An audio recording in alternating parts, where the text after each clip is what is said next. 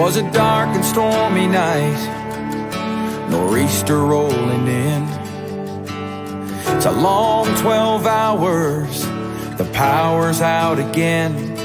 I pray for inner strength and that we don't lose no lives. Just another day in the first responders' eyes.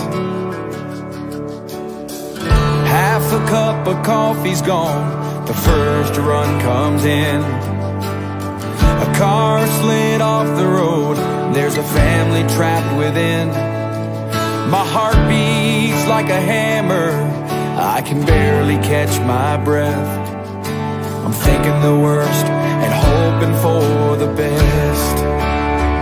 Yeah, we ain't superheroes, we're just ordinary people trying to make a difference, and the first on every scene. It's a heavy, heavy burden to carry all this burden when you can't unsee the things you've seen. It keeps going on. When those sirens are gone.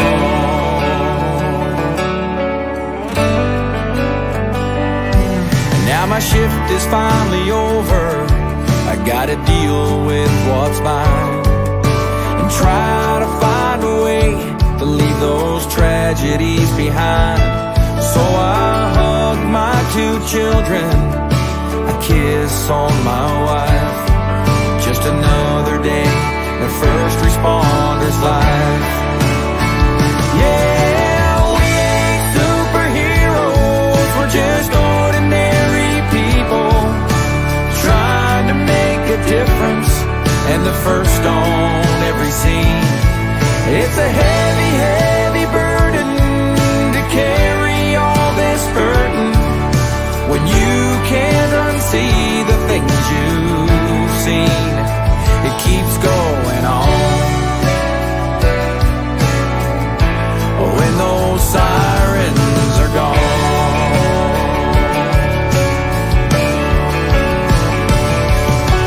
Flashing lights fill the air, broken bodies everywhere.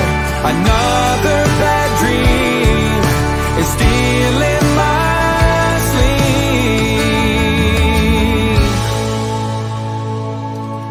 'Cause we ain't superheroes, we're just ordinary people trying to make a difference, and the first on every scene. And it's a heavy, heavy burden to carry all this hurting when you can't unsee the things you've seen. It keeps going on. When those sirens are gone, it keeps going on. When those sirens are gone.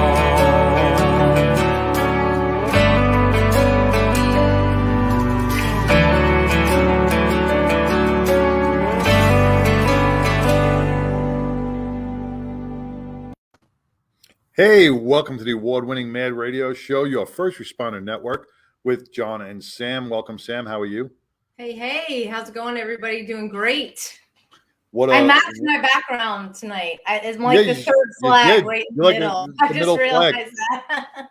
I'm in the VFW 5076, and like you said, I'm all blue tonight. So I'm in the blue room. I'm in the blue room. You put us in the green room, I'm in the blue room. There we go. So, it's an amazing show tonight. We have a lot to be thankful for over the last week, and we have a lot to look at in the last week. We lost two officers in a few days, just doing their job. So our prayers go out to those. Our prayers go out to the Michigan students who died in that tragic school shooting. And our prayers go out to the family and to all those who are battling right now. This is one of the reasons, and it shows through Michigan. You know, I was listening to some of the newscasts. The police were on site within 5 minutes and had from the first 911 call to when the student was apprehended was approximately 5 minutes. He still had rounds in his clip, so they figured he could have taken out another 7 to 9 people. I don't know how many rounds were in, but he could have shot another 7 to 9 people if we didn't have our brave law enforcement officers trained on the scene. And it just shows that defunding the police and trying to abolish our police departments is such a bad idea. This saves so many students by our response time, by these officers' heroic efforts and their response time. And if anybody doesn't see that, and if you want to believe these parties that want to defund, we have to stand up together and we have to fight against it. Absolutely. We have to unite in our voices to say no more. We're done. We're done with this narrative. The narrative doesn't work. It doesn't serve the community. And that's why, we are law enforcement officers to protect and serve. And it is, I feel like we're like we've been on a roller coaster ride a little bit. I don't know about you, John, but yes, from, looking at the numbers that, from Blue Help, the number of officers that we've lost to suicide this year, it's like, wait a second, it was just this number. Now I think we're up to 148. Wow. Are we that high? Yeah. And, wow. And then we have the good stories like this. And then we have the 2 officers that we lost. And, it is, for those of us that are still on the job, and then those of us like you and me who have retired, it doesn't really get any easier in terms. It's just navigating the hills, I'll call them, the hills, and the stress that comes with it, the heartache, the grief, making sure the families are taken care of, like, when it happens in your backyard, like it did here. And my hope for the new year, my wish for the new year is that we kind of level out that roller coaster, and that we have a lot of people that unite together, that surround our law enforcement, our entire first responder community, and really hold them up, say, hey, we need you. This can't continue to be a political battle. This has to be the battle between what is right and what is wrong. And, first responders out there every day, you guys know who you are, doing your job because you took an oath. Okay. You took the oath to protect and serve. Okay. Those of you that are still listening to the politicians and are arresting moms and dads and doing, I'm just going to call it like this really stupid stuff. And deep down inside, it's stupid. You have to cut it out. You don't answer to the politicians. Right. You answer to your community, because it's your community that's going to oust the chief, that's going to oust those politicians when there are no police to respond. The problem with that, Sam, and as well as I do, if we were on the job, now we have a lot of woke police chiefs. We have a lot of woke bosses out there. I pray for our men and women out there every day, because they are doing things that they do not believe in, that they do not stand by, but the order is given by a chief or a commander who has this woke ideology of how things should be and not how the law should be upheld. And they put these poor officers in such bad positions, because you could see on the face during the arrests, especially during those school board meetings, you see that these officers don't want to arrest a father who's just trying to speak his mind, or a mom who won't wear a mask.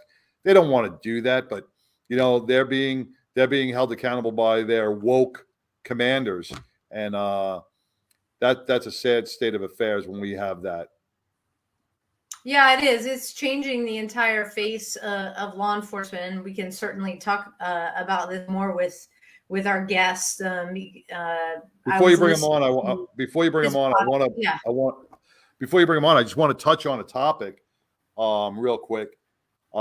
People know I just want to bring up my chance meeting the other night. Oh yes, absolutely. It was probably, it was you know it, Sam. I always say paths cross for a reason. There's a higher power that says, hey, you guys have to talk, or you have to speak. So for a chance meeting, I'm not going to go into over the situation, but I met this female officer in my neighborhood, and we started talking. And when I told her I was a retired New York City detective, and I told her I lived in that town, she it kind of clicked in her head, and she's like, she said where I lived, and she remembered me, and she goes, I called you 79 times, and that was on December 27th of last year when I battled, and I almost took my life. And she was the negotiator on the team. She was the head negotiator, trying to talk me out and talk me down. And you know how communications get lost. And I finally got closure, and I think it was great with her because I gave her a hug.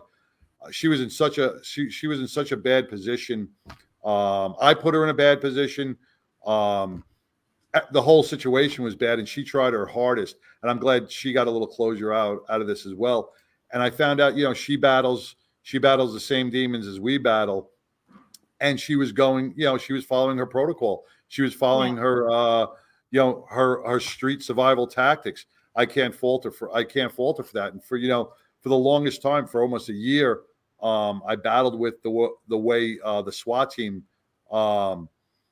impacted my home and the way they tactically came in. And now I found out why they did what they did. And I'm grateful. I'm so grateful that I met her because she really brought a lot of closure inside me. The stuff that was going on outside my house while I was sleeping, I was privy to that. I was, she really made me feel really good, and we made a good connection. We're going to work together in the near future. She's a wonderful woman and a wonderful officer, smart, and if I was allowed to say her name, I would, but I don't want to do that. Yeah. But I think, after what I went through, and she didn't even know, she thought when I was taken away, she thought I was going to JPS, and that's how the miscommunication was on the ground. And then when I told her I went to the county lockup and I was charged with domestic violence and the whole bit, she was like, what? She was even taken back. And then found out, what the circumstances were. So, like a 911 dispatcher, you come to the scene, you do your job, and you never really get closure. She was able to get closure with me and close out that portion of her negotiation life and that stressful life, and I was able to do the same. So God bless you out there. You know who you are if you're watching. I told her to watch the show and be part of it. So God bless you. I'm so glad we met, and looking forward to maybe having you on the show and doing great things in the mental health community with you. Well, that's awesome. And I'm kind of glad that you surprised her by telling her exactly what happened, and her not knowing. It kind of makes you go, well, what's the communication like within the department? Because they were all there, right? And it just was, it's they were all there, but it's, and like she said, different TAC channels, different commanders, different, she's part of the negotiation team, the SWAT team's on something else, patrols on something else. So everybody's getting different communications, and no one's really sitting in command. Plus you had my family out there, and they were a little, they were upset and stressed, and they were screaming, and, there's a lot of tension, and nobody really, was able to get the full story. So when you don't have that full story as a law enforcement officer, you can't just go into a house and say, hey, buddy, wake up. You have to take the tactical advantage. You have to do what you have to do to, be safe, make the guys outside safe. And thank God everything turned out to be okay, and everything turned out safely. But who knows? I could have been some psycho cop inside ready to take people out, So they don't know. And some family members lie. You never know. They don't know who I am. They don't know who my family members are. So I'm glad she was able to explain that to me, and I got a sense of it really brought a lot of closure into my heart. I bless her for that. Well, that's awesome. That's awesome. It's you went through a lot afterwards. You came out the other side. You survived, and our guest tonight, he did the same thing, and he continues to really get real with talking about, what it means to be a first responder out there these days, by telling his own story, and we'll kind of get into that. But our guest tonight, he goes, one of his nicknames is Fish, but Nate Fisher joined the military in 2003 for aircraft maintenance, and he started his career working on the Predator drone. So you know what the Predator drone is, right? Mm-hmm. Yeah, he's the only unit in the world that did this, and he was part of that. He did multiple deployments to Iraq and Afghanistan, and when he left active duty, he became a police officer in 2008, and then he joined the Air National Guard. He became it's TACP, and we'll talk about, not a lot about what that means with the Air National Guard, but tactical, really in the weeds, in it. Right. That's what during his time, and while I was a police officer, he had struggles with his mental health. And in 2016, he attempted suicide after his partner was killed in the line of duty. And now Nate's an advocate for mental health. He tells his story to police agencies and first responder conferences. We missed him at Dr. T's first conference last time. I told him next time I'm going to be there for sure. And he started his own podcast called Surviving the Streets to help promote awareness about mental health amongst first responders. Nate Fish, welcome to Mad Radio. Howdy. How are y'all doing? I'm good. Doing awesome. All right, so I know we have a very diverse audience. I mentioned the Predator drone. Like everybody that was awake and paying attention back then knows what the Predator drone is. And then just with explain what the TACP is again. Okay, so what a TACP is, it stands for Tactical Air Control Party. So basically they go out with Army guys and call in the close air support. So you're in the Air Force. You're in the Air Force, and you're on the ground with the Army. The TACPs, they're on the ground. I don't do it anymore. Right. But the TACPs, they're on the ground with the Army. They get assigned to people from anywhere from infantry all the way up to the Special Forces unit. And whenever when things start going bad or something like that, they get on the radio, and they're the liaison between air and ground. Wow. So you're only the second human being that I've ever met that did that kind of job in the military, being Air Force. This other gentleman was a Marine pilot embedded on the ground in Iraq, Afghanistan, doing the same kind of thing. And let me tell you, the stories that he shares, I know that you saw a lot, you did a lot, and thank you very much for your service for that. And it's funny how life kind of takes a turn. There's a ton of veterans that are now first responders. Yes, ma'am. We never lose our heart to serve, but I don't think any of us are really prepared because we frankly don't have enough education in our law enforcement community to talk about our brain health and what continued exposure to just doing the job every day that we love, that we show up to do, what that's going to do to us. And take us through, Nate. Why did you leave the military first, and then how did you find your way into law enforcement? Kind of all the way up to 2016. Yeah, usually, when I speak, I usually have about an hour, so I'll make it a little bit quicker. But no, growing up, I told my family I wanted to do 3 things with my life. I wanted to be in the military. I wanted to be a police officer. I wanted to be an astronaut. So I got 2 of those. I did apply to be an astronaut. Still haven't gotten a phone call back. So I'm still waiting for NASA on that one. But yeah, I joined the military. Like you said, in 2003. I was really small. back then. I was same height, about 5'10", but I was about 115 pounds. So I knew I couldn't do anything really cool. So that's why I chose aircraft maintenance. And then after a while, wanting to do more just really kicks in. So I tried to, we call it cross train into another career field. I was trying to cross train into become a TAC-P. And the Air Force said, no, you're Predator. At that time, we're the only unit in the entire country that did what we did. So they wouldn't let me go. So then I looked into, at the time, the Army had a thing called blue to green. I was like, well, fine, I'll go join the Army so I can be on the ground. I don't like being backstage working on planes. I want to be up front where everything's happening. And so I talked to the Army, and they're like, oh, you work on aircraft, you'll just work on our aircraft. I was like, well, I don't want to do that. So finally I just got out of the military. I was like, well, I did the military thing.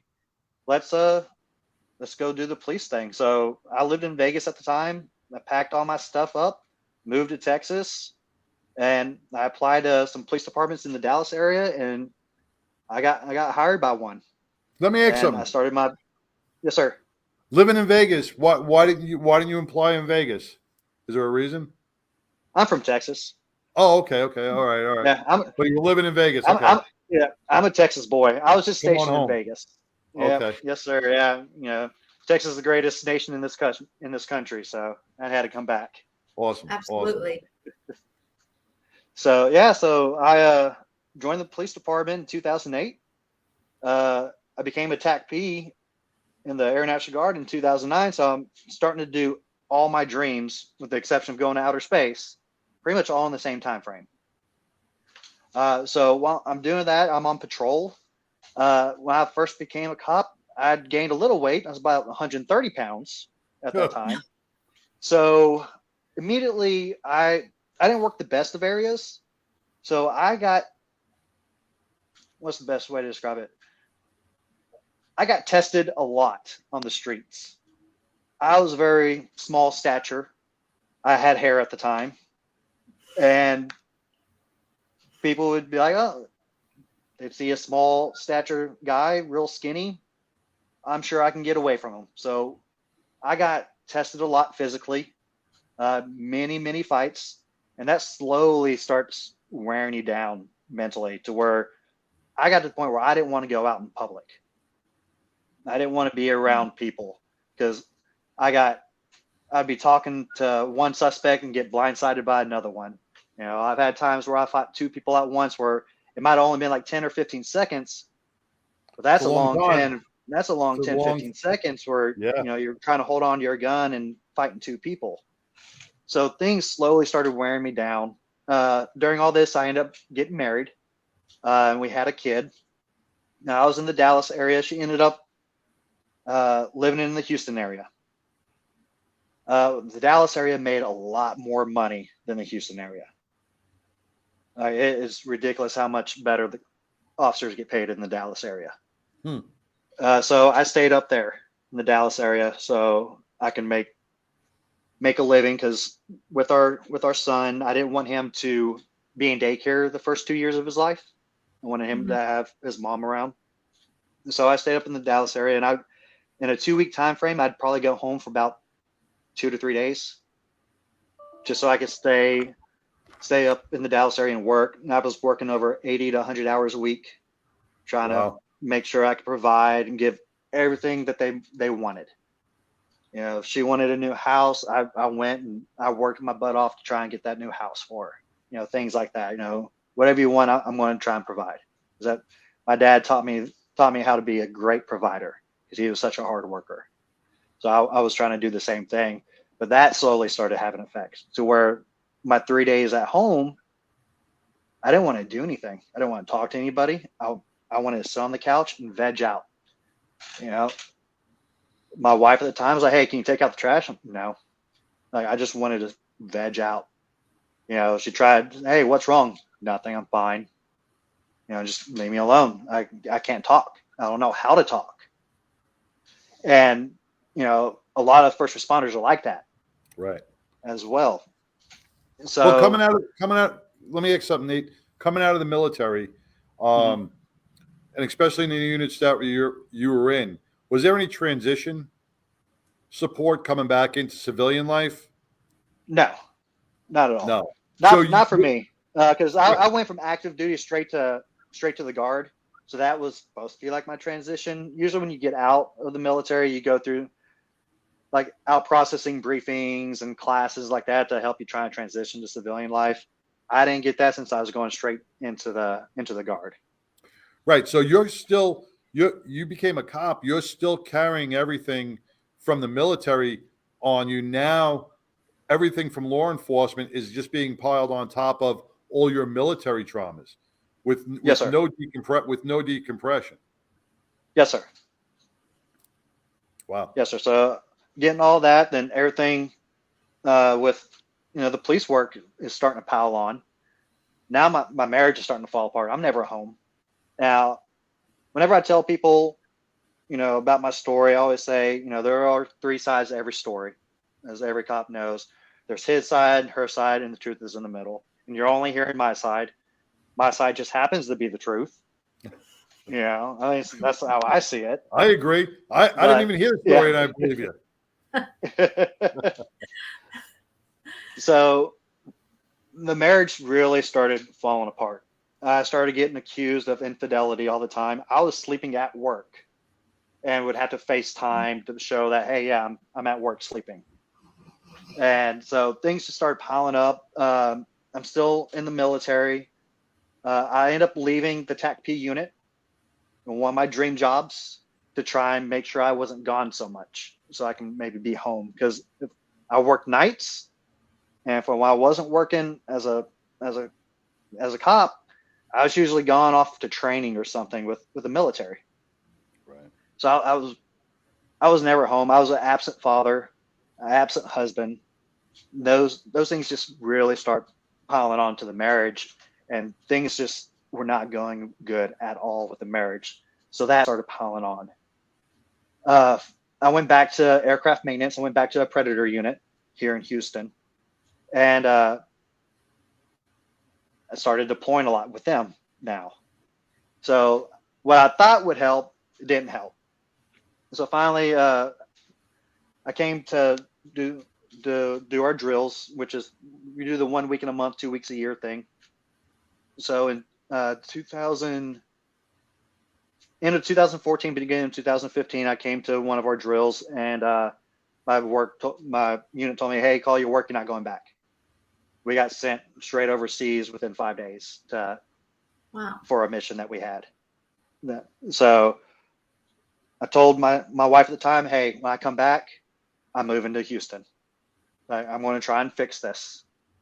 So I go do my deployment, come back, find a police department here in the Houston area, and I moved down here. I want to save my marriage.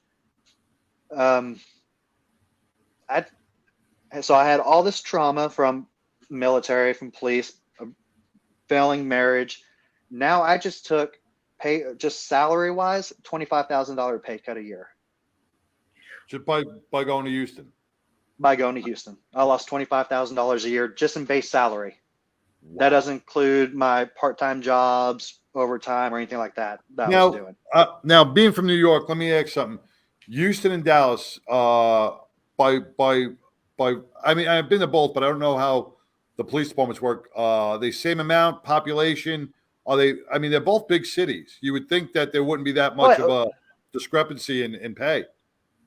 Yeah, well, they do what's called, 6-city or 7-city survey, to where if you're looking to give a raise to your guys, they'll look at the 6 or 7 other agencies around you that are, pretty comparable to you or whatever, and see what they're paying. And if no one really goes up, then we're like, okay, well, they're only paying their guys $50,000. We'll offer 51. Right, and the outskirts of Houston, you have those small little towns, so they pick those small little towns. Gotcha. Yes, sir. Wow. So, I wasn't HPD. I was in one of the communities outside of Houston, because it was one of the most, for this area, it was one of the higher paying ones. Even though I went from almost $80,000 to a year, just base salary. I think I was doing about 76 to 51 or 52 grand a year. Wow. It's tough. So, yeah. So when I moved down here, while I'm in their in-service academy, going through all their training, me and my spouse get into a fight, and I have the cops called on me for possible domestic abuse. They get there, they realize that nothing has happened. My spouse has just been drinking too much. I immediately get put into IA. Within, I think I was there for 2, maybe 3 weeks of working there, get put into IA. So now I have this going on. I'm like, oh crap, I'm going to lose my job because, you know, the very beginning you're on probation. You can get You're on probation. they can terminate you for no reason. Like, they don't need a reason. We're not dealing with this. We're not dealing with this. You're Right. gone. Luckily, they didn't do that. You know, the IA came out saying I did nothing wrong. Everything I did was correct. So I was living at my buddy's house for a little bit. He was a state trooper. He's the one that convinced me to go to the city I went to. So I was living with him for a little while, but I'm like, I grew up in, it was kind of like a Leave It to Beaver type of family. So, you know, it was a very happy family, you know, never saw my parents fight, very loving family. I was like, I have to make this marriage work. So we start working on it again. I start moving back home. We get into another fight. Like, oh my goodness, cops get called again. Go through IA again. I come out completely clean. I didn't do anything wrong. But I get called into my captain's office and said, hey, you're still on probation. This happens again, we're going to let you go. I mean, he didn't say that verbatim, but that's basically what you knew where it was came going down to. Yeah, that's basically what it came down to. So I was like, okay,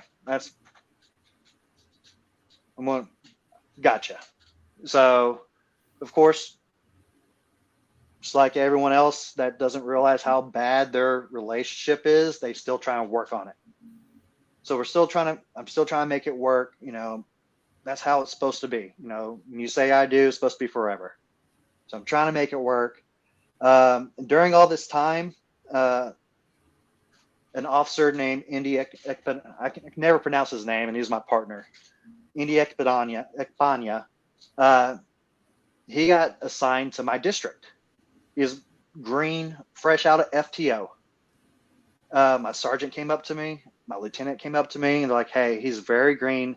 You have the most experience on the shift. We're going to put him with you. Make sure he doesn't get hurt or do anything wrong. So yeah, man, I got this. You know, don't worry about it. I'll take him under my wing. I'll show him how I operate. Because the way I operate, not everyone needs a ticket. Not everyone needs to go to jail.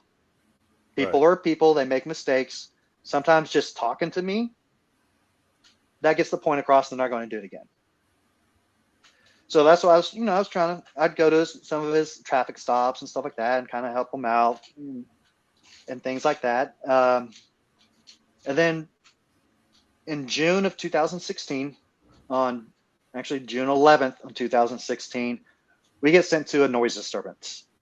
This guy in the city, he does an Airbnb for like rappers and stuff to come out and party and throw big house parties and stuff, and the neighbors were getting tired of it.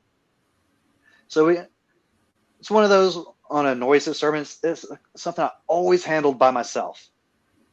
And there was never a need to have 2 officers or 3 officers for a noise disturbance. But I'm like, you know what? He needs some experience. So, you know, I'll have him come out. So we go there, and obviously they don't like police.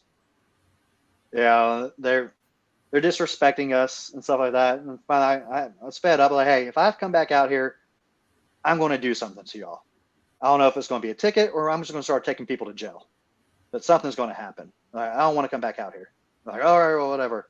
So we leave.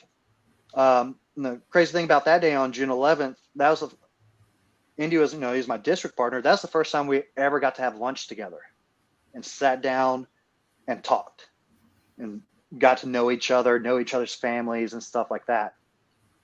So then on June 12th,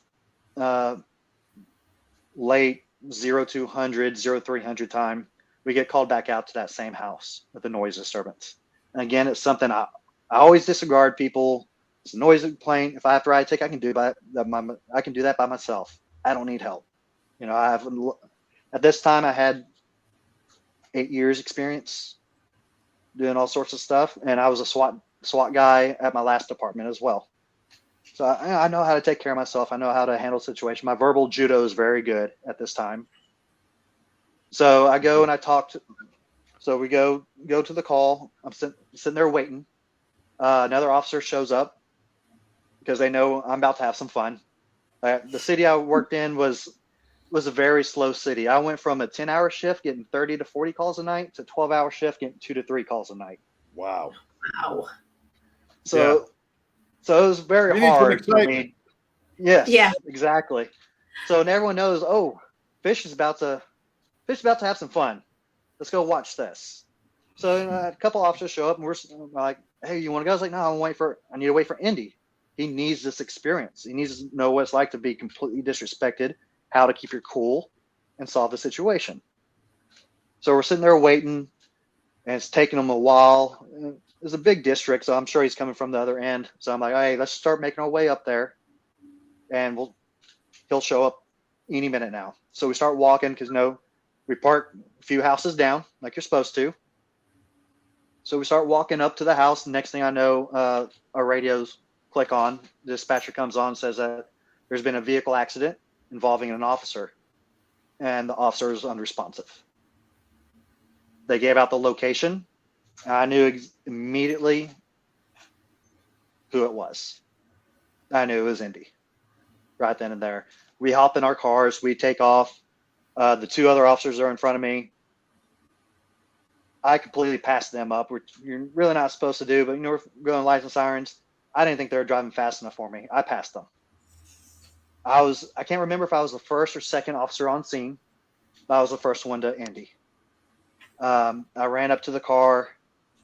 You can see the bright red blood coming out of the ear. So you kind of already knew right then and there how serious the trauma was. I reached in, checked a pulse, and I felt one. I get on the radio, hey, I have a pulse. And then while I'm just standing there, I realize I still feel the pulse. And I realized that I was feeling my own pulse. Mm-hmm. So I took a deep breath, calmed myself down, reached back in to check for a pulse. There was no pulse. I knew that he had died on impact basically just by seeing what he looked like in the vehicle.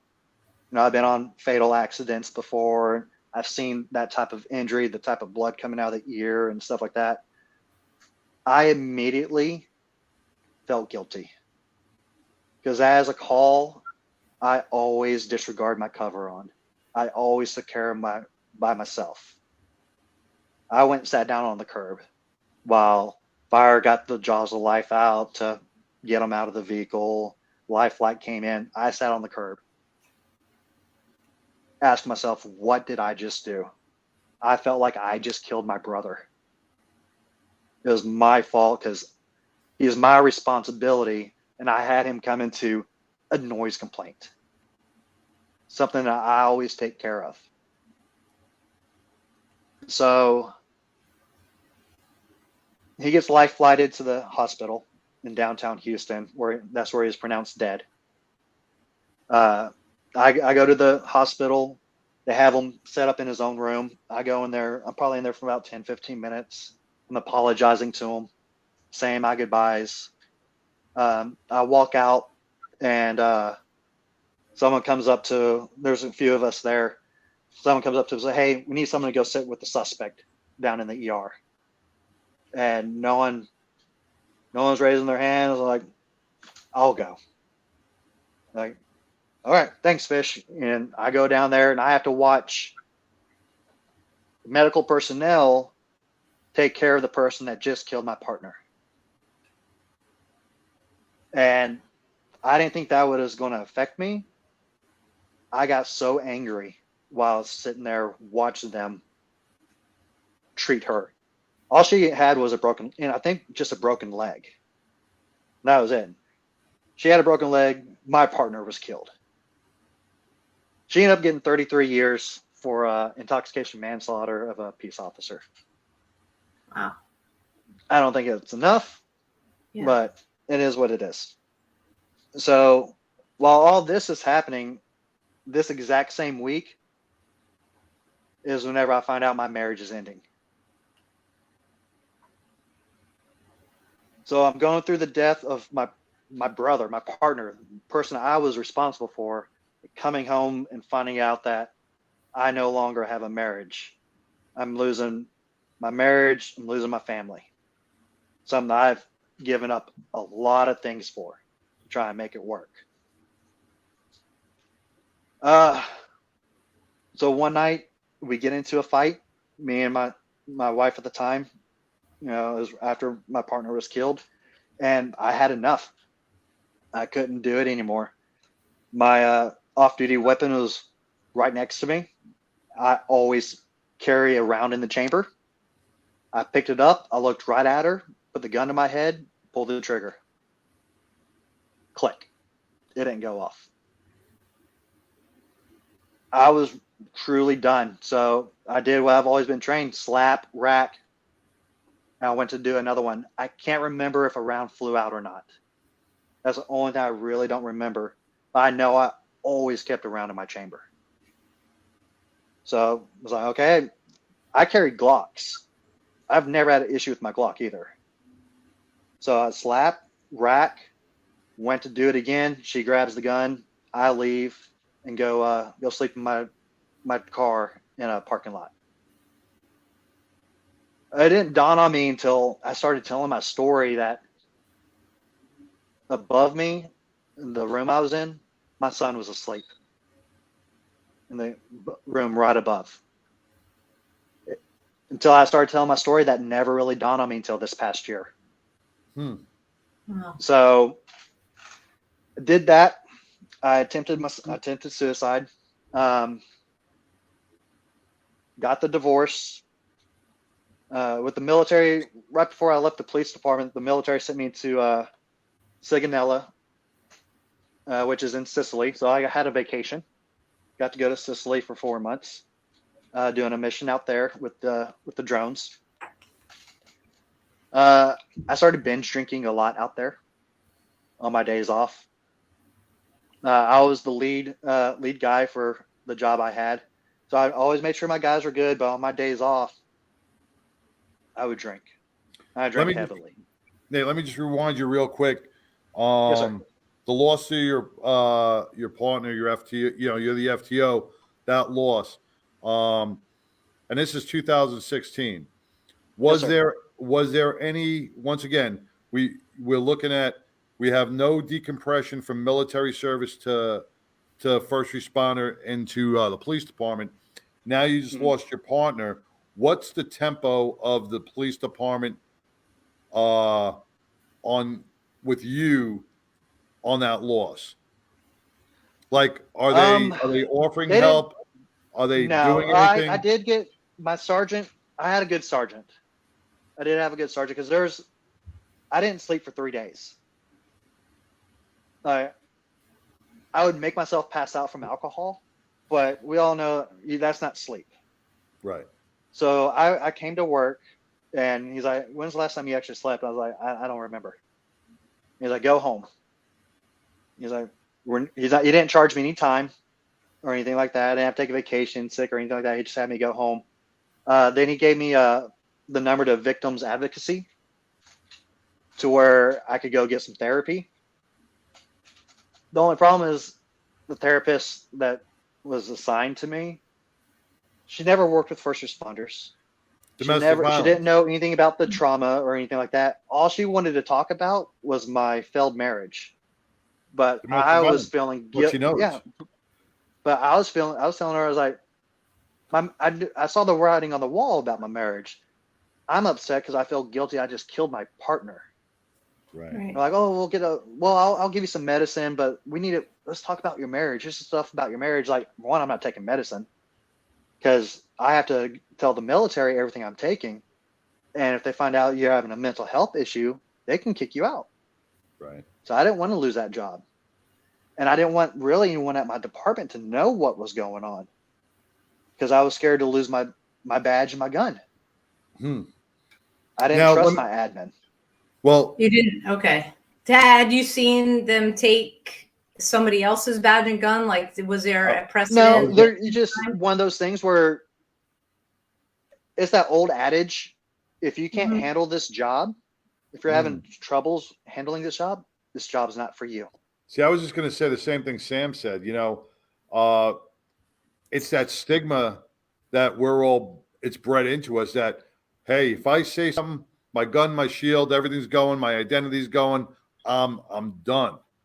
Exactly. I don't agree on one spot where you turn around and said your boss, and he may be a great boss, but if I was a boss and what just happened to you, and I knew you didn't sleep for 3 days, I'm not telling you to go home and go to sleep.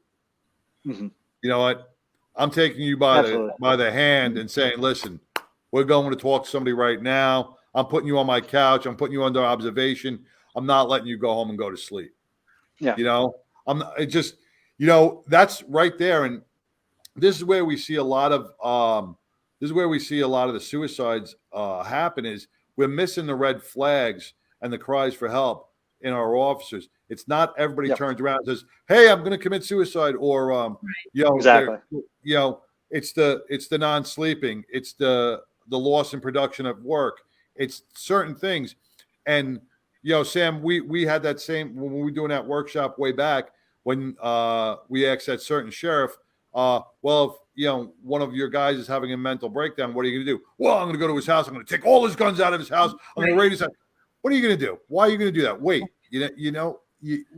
we got to learn how to treat officers in distress. We have to, our bosses, our sergeants, our captains have to learn how to teach or be taught how to handle a person, one of our officers in distress. Exactly. And then, like when I go talk to police departments and I go to the conferences like Dr. T's conference and speak, I always tell everyone's like, hey, so what can we do to kind of fix this? I was like, it doesn't matter how much change y'all do with the guys with the boots on the ground. Nothing's really going to take effect until you do change in the administration. Right. Because you can have everyone that wants to help everybody, but if they don't trust our administration to have them back, nothing's going to get done. So I truly believe that the change has to start from the top and work its way down. Yeah. Did you see change in your department? Did you see any change? Did you have a debrief at all when your partner was killed? Did they bring in? No, really? They had a chaplain come in, but I was so out of it. Right. There's a lot of those days I can't remember. Yeah, and that's the culture that we need to change, is that you're sitting there, there's a chaplain, you guys are supposed to be talking, who's watching? Like, somebody would have seen how you were. And it's just like, well, do I say something? Well, I'll let somebody else say something. And it's like, you've got and I had people reach out to me, but I did the usual thing. I'm good. I'm fine. I'm good. I'm fine. Yeah. But it's one of those where I think if someone would have came out and said, no, seriously, how are you? I probably would have broken down. I'm gonna go one better. You said you were 8 years into the job, right? Yes, sir. Right? You were 8 years in the job. You had SWAT the whole bit. If you had 8 years prior experience of being conditioned to talk instead of being conditioned to say, I'm fine and suck it up, you know what? You would have turned around if somebody asked you that question and says, hey, how you doing? You would have said, like me and Sam knows if I'm battling or if she's battling, she asks me, hey, I'm not going to say I'm fine because I know she knows I'm going to be lying. Right. Yeah, exactly. And we're retired and we have that camaraderie. He said retired, not the other part. But we have to bring that same aspect onto the job where, we got to turn around and be able to say, you know what, I'm not fine, and be good with that. Make that the norm. Make that the norm. Exactly. Not that I'm fine, I'm okay, I'll get over it. We got to make it the norm that says we can communicate. The stigma of mental health in the first responder community it's got to go. It's got to get changed. And that's one thing I'm trying to do with like my podcast. I have other officers come let's on. talk about I just had a firefighter come on, and we talk about our struggles. Yep. You know, I try to keep it as raw as possible. I told him the only way I'm going to edit is if you don't want to say your name and you accidentally say it, and if you say where you work, because because I do talk about admin, and I don't want their admin coming back at them. Right. So we don't say where they work or who they are. Well, so you retired. So this happened in 2016. Yes. And I left the police department in 2017. Okay. So you recognize that it was absolutely time to move on. I did it because of the divorce. I needed money. Okay. So I left my other dream job to pay for the debt and everything I had gotten into, and became a military contractor from the divorce. Okay. All right. So I gave up everything for that marriage. So now you're into doing military contracting. So it's like we're bouncing right back into the fire without really addressing all of the previous traumas. And still, correct. Did you have closure at all from losing your partner? I never got closure. Got closure. Every year I say on it, I'm going to go to his burial site. I get ready to go, and I end up at a bar. I can't make that leap. That's the one thing I haven't been able to do. Have you had it? Yeah. Have you had anybody go with you? I'll say yes. No. I'm holding that space for you for yeah. 1 year I did reach out to the guys that were working that night. I said, "Hey, are y'all doing something?" They're like, "Yeah, we are. We'll be there at this time." I was like, "Okay," and I couldn't make that drive. It was too hard for me. I couldn't make the drive. It was too hard. Oh. So it's I think I'm working on that part for me, but now I'm just concentrating on. Well, I just met you, Nate, right? Yes, sir. I'm gonna make a commitment to you right now. June 12th, right? Yes, sir.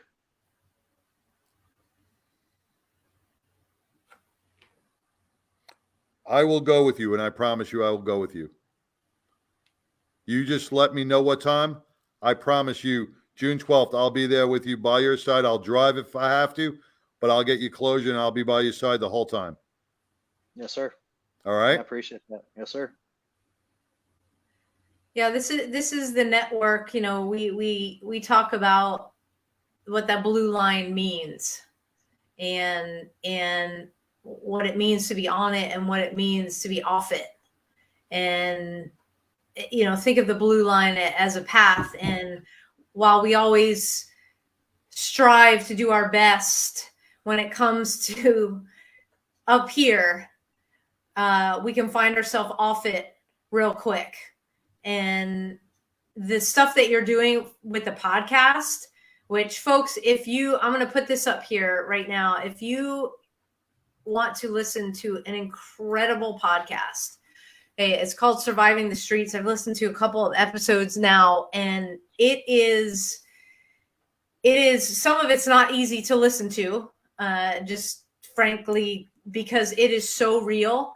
But that's the beauty of it, is that you hear about the pain, you hear about the hardship, you hear about the traumas, but you also hear about all of the good stuff that comes with it. And things might get broken and messy and all screwed up in the beginning, but what comes out of it is amazing at the end. And the fact that you've been able, Nate, I just want to commend you to channel everything that you've been through to continue to serve, to shed light and make this real. Because like I put in the promo for the show, we're human.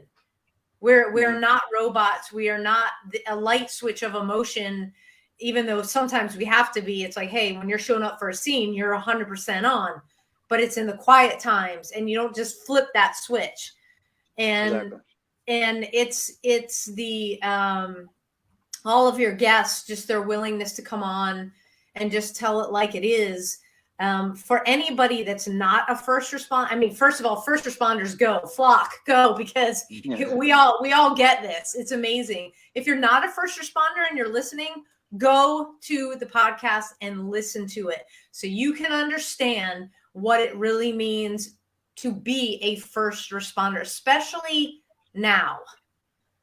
Exactly. And Nate, you realized after you left the department, you know, you're a contractor, you meet somebody really special, you're introduced to horses. Yes. Yeah, through my fiance. Yeah, things really changed for you. Oh yeah, absolutely. Because at that time when I was a contractor, I was drinking a lot. Like I couldn't drink while I was overseas at work, but when I would come home, I was spending about $300 a day at the bar drinking. Wow. And I had met my fiance and stuff, and she started having me come out to the barn. And I started out by just shoveling horse crap, and then starting to learn how to be with the horses, grooming the horses, and I realized horses pick up what you're putting off. And if you don't have control of yourself, they're not going to let you touch you. So I had to learn how to control myself and what I was putting out there, which became very therapeutic to where I could help take care of these horses. And then that's how I got in touch with Dr. T and R Watch, was when I started to come out and wanted to tell my story and how horses helped me, because they have the equine therapy at R Watch. And that's how I got in touch with Dr. T, and started trying to work as much with her as I possibly can, like going and speak at her conferences and stuff like that. So horses helped me. Now I have my dog Deeks, and he's my best friend, other than my best friend that let me use his house right now. I always call him, he's the worst best friend, but he's still my best friend. But yeah, I mean, animals help me out tremendously, and it might not be for everybody, but it is an avenue that's out there. I'll tell you, R Watch did the same for me, Nate. Although it was only for about 20 minutes, it was probably the first time in my life that I was out of a hypervigilant state when I was in the round with the horse. Mm-hmm. It was a moment in time that I've never felt before. The connection, I guess, I don't know, Sam, what would you call it? It was like a sudden surge of cortisol. It was just like this giant aha moment that you got. Exactly. Because I was where we were there filming it and watching it. This aha moment where it's like, you know, how you open a safe and all the cylinders click, and then the horse just was there. It was like, exactly. Horse. Yep. I mean, it was like, so why go tell my story? I tell everyone that my fiance, she saved my life. But she introduced me to the horses and stuff, and she saved my life, because I was leading down that road again. I was drinking more than I had ever drank before in my life. I was going back down that road, and she saved my life. So I'm definitely not letting her go. Amen to that. Amen to that. It is. It is. You have so much more that you want to do, because, you know, the mental health, the stigma, we talked about smashing that. We've got to have leadership from the top down to change the culture. And you've got a really cool idea for how you want to help first responders.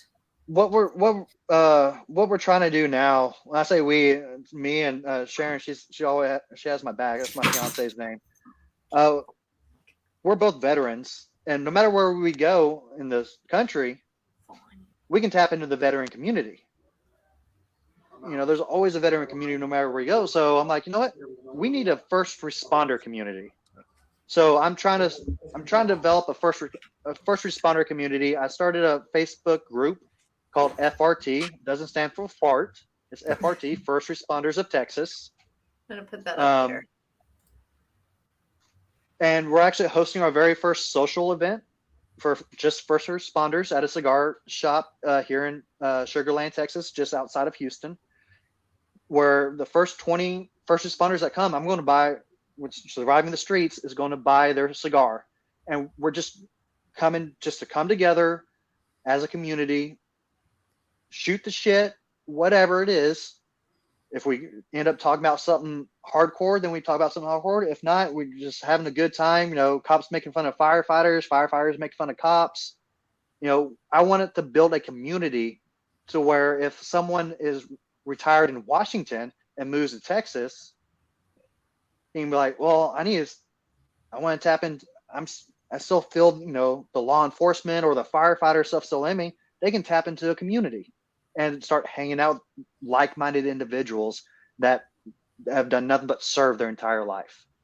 And that might make it easier to where, hey, I'm having a hard time. I don't want to talk to my department, but I know John over here in this department. I'll talk to him. Me and him, Right. you know, we hang out. We've had cigars together. We've gone to baseball games together, just to kind of build that community to have, you know, just something stronger for the first responders to have. Gives them that comfort level. Yes, sir. Exactly. Gives them that comfort level. So Yeah. we're So, trying to yeah, build a that- community. We're starting it here in Texas. I hope it spreads like wildfire and just goes all over to where, you know, if I end up moving to Kentucky or something, wherever they have horses at, I can tap into a first responder community there, you know, Right. and be around other brothers and sisters. Well, So what it's, is it? it's so needed. So it'll be FRKY. Yeah, exactly. That's yeah, John's comedian self coming out there. And he will not name it that. But wow, we have Nate. I know I gave you like, hey, this is the Mad Radio timeline of how things go, and we're well past Yeah, we the kind of time went over I that said. one. But this is Well worth these it. conversations are too important, guys. Please check out. So it's First Responders of Texas. You can type that in, or FRT. I have it up there on the screen right now. And again, I just want to put up the Surviving the Streets. That is Nate's podcast. Nate, if somebody wanted to reach out to you, they're hearing your story, that it's really resonating with them. Maybe they're not on Facebook, or maybe they are. How are you? You're on social media, right? Yes, I'm on social media. Surviving the Streets has a Facebook page on Facebook, and of course, you know, the FRT Facebook group, and on Instagram, I'm on there with Surviving the Streets with Nate. And also, if you want to see more pictures of my dog, I have my personal is at Nate the Bald. The bald. You know, pretty simple. The Bald. I'm Nate and I'm bald. So, you know, you can reach out to me on that one as well. And I have a Gmail account, Surviving the Streets with Nate at gmail.com. You can shoot me an email. Awesome. There you go. There you go. Awesome. Well, thank you for Yeah. putting that out there for people to reach out, because we always say it takes so much courage to ask for help. It's in fact probably the most courageous thing you'll ever do in your life, because it's frankly easier to put on our badges and our guns and go out and battle and take that trauma and just file it. You know, Exactly. We always try to make more room till there isn't room. So we have wonderful people like Nate here that are they're out there telling their stories. This is the real face of being a first responder. And there's actually absolutely no shame in asking for help. You can do it outside the department. Go look up FRT on Facebook, First Responders of Texas. If you're in and around the Houston area, go hang out. Go have a cigar or not have a cigar, whatever it is. But go be with your brothers and sisters, because that just never goes away. That camaraderie, that wanting to be a part of that, you know, blue line again. So stay on that path. And Nate, I always ask at the end, just if you could say anything to the first responders out there that are listening, what would that be? Well, I tell everyone, I felt like I was alone when I was going through my stuff, all my issues. You're not alone. No matter what you're going through, you're not alone. There's so many of us out there that are a phone call away, an email away, a Facebook message away. You're not alone. And what you're going through, someone has gone through something similar and come out of it even stronger. So whatever you're going through, you're going to make it through it. You're not alone. You'll probably come out stronger than what you were before. Yep. That is awesome. God Well, bless. thank you. Yeah. Thank you so much, Nate, again, for coming on, for telling your story. I mean, we just, John and I know it's like, we're not going to interrupt because everybody needed to really hear this. Yep. And again, thank you so much, folks. Reach out to Nate, get on, listen to his podcast, get on the Facebook page, because you are not alone. Let's all stay connected. Let's widen that safety net, because frankly, we need it. We've all been through whatever our shit is, and that's what actually ties us together. And we need to realize that that's the strength of our community. This stuff that we survived out on the streets. Exactly. Yep. And Nate, you just met me. You don't know me, but you're in my calendar for June 12th. Yep. Yes, sir. You know what? I'm there if you need me. I promise you, I'm there for your support. Thank you, So sir. let's see if get some closure this year, maybe. Absolutely. And if not this year, I'm looking for it. the year after. But Yes, sir. that's in the calendar. Yes, sir. All All right. right, Nate. Thank you so much for your time. Really appreciate it. We'll be in touch. Thanks, Nate. Absolutely. Thank y'all. Take All care. right. Take care. Have a good night. You know, Sam, Wow. it's when we look at all these people that we have on our show, time in and time out, and I'm talking about even the psychologists and the counselors that we have on. We're seeing a common denominator in all our first responders, and it pains me to know that we're so close to solving this. And if more departments just implement better mental health, we would save so many people. Just last week, we were at 131 first responder suicides. Now you just told me we're at like 148 from Blue Help. Yeah. In less than a week, in a little bit more than a week, we're up over 10 suicides. That's somebody's got to. The system's broken. We got to fix it. Yeah, and I think with stories like with what Nate just told, the more, yes, I'm confirming it's 147. 147. And last week it was 131. Yeah. So the stories that Nate put out there, not only his own, so the more that he speaks, but the more he has 1 year with his podcast. So everybody coming on the podcast, like it says, is complete anonymity. But it's like the elephant in the room is now being seen. You can talk about it. It's real. Let's stop trying to shove an elephant under the rug because you're still going to see the outline. We know it's there. Hello. So yeah, because it's out there, what we just went through in Rowlett, even though, thank you, Chief Godfrey, with Guy Helms' suicide being declared line of duty death. Huge step in the right direction. I talked to officers from another department. They were like, well, we weren't sure. We wanted to, we weren't sure how we wanted to represent. And I was like, it was a line of duty death. What is to think about? We have got to remove this bizarre, I don't even know what to call it, because you had a chief that did the right thing and you have people from other departments not showing up because they knew it was a suicide. It doesn't matter. We've got to support. We've got to keep expanding the safety net. We've got to keep walking that blue line that we all took the oath to protect and serve. And we've got to protect and serve ourselves. But we've also got to show the support for one another. And the more that we can do that, whether it's from top down or bottom up, because if we have it from the bottom up, because we just in mass, More and more and more officers are talking about the change that's needed and the pressure that we put on. We're not letting our foot off the gas, folks. Right. We're not. This is our mission to change, to smash this stigma. We have to be done with it so that we don't have stories. I mean, it gave me the chills when Nate said he picked up the gun, pressed the trigger, click, and his son is upstairs above him. That is divine providence. That is otherworldly. I had mine. You had yours, John. Jeff had his.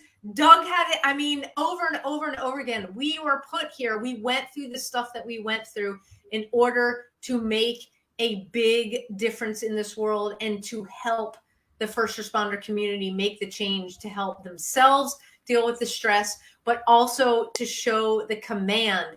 This is not something to be afraid to talk about.